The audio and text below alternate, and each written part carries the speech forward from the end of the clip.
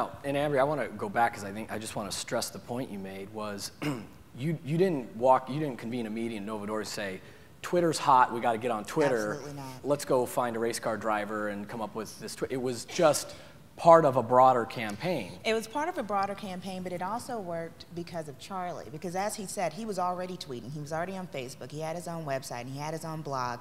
And we knew that our relationship with him, we're very proud of Charlie, as you can tell. You know, it's really great working with him, but we wanted to be sure to provide him with the tools. We know you have a personal Twitter account, but there are just things that as a branded spokesperson now, it might be a little more difficult for you to say on your branded account. So we'll create a format for you to talk about the things that you want to talk about tied to the products on a separate page. And so, but again, it wasn't Twitter by itself. It was Twitter part of a larger strategy with Charlie.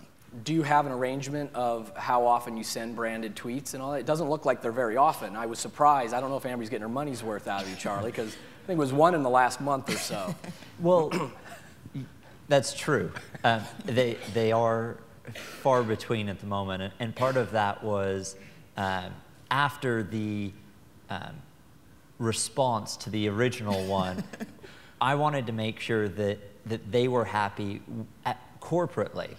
You know, as a racing driver, a lot of what I do is sponsorship relations. Right. You know, racing is not cheap, and so, you know, I do a lot of work to keep my sponsors happy, and so there were a lot of conversations back and forth about, you know, is this okay?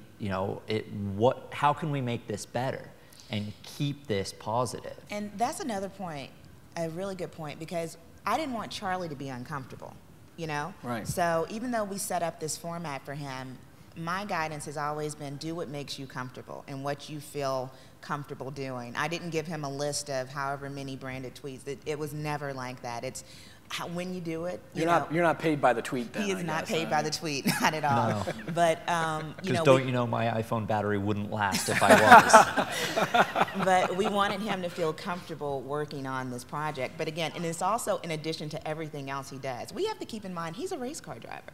You know, he has a job, you know, to do, and that's to drive race cars. And so we didn't want this to be a distraction either. So you know, he tweets when he can. You know, it's not every day, it's not 5 times a day, but it's whenever he feels like doing it, because I think that makes it a little more authentic too. He doesn't tweet every time he takes Levemere, but if he happens to take it and then tweet about it, it's fine. You know, some of the questions that I hear in the hallways are you very confident that he can send another branded tweet and everything's going to be okay, or are you sort of in your office and when the phone rings, you hope it's not a 202 area code coming from DC with, you know, dinging you that you violated some FDA? I mean, you feel very confident that this is going to hold up, or boy, I sure hope FDA gets the social media guidelines out there because I'm a little nervous. For right now, because when you look at the page, if you could pull back up the main screenshot, the way that we do it within the guidelines that we know. So what we know now is how we should behave on websites, or how we should behave, you know, in certain situations. And so the reason that the ISI is on the left-hand side, but then when he does the branded tweet, it goes to the PI, we recognize that a lot of people are reading this on their mobile phones. So we needed to make sure that wherever people were reading the information, that they were able to get the prescribing information or the drug information. So the way we're doing it right now is the best way we know how to do it. I do have confidence in Charlie. I have confidence in the fact that we've done it. I give full credit to my legal and regulatory team for sitting down and, like Mark's saying, being open to doing this. They are phenomenal. They follow us on Twitter. They know every tweet that he does.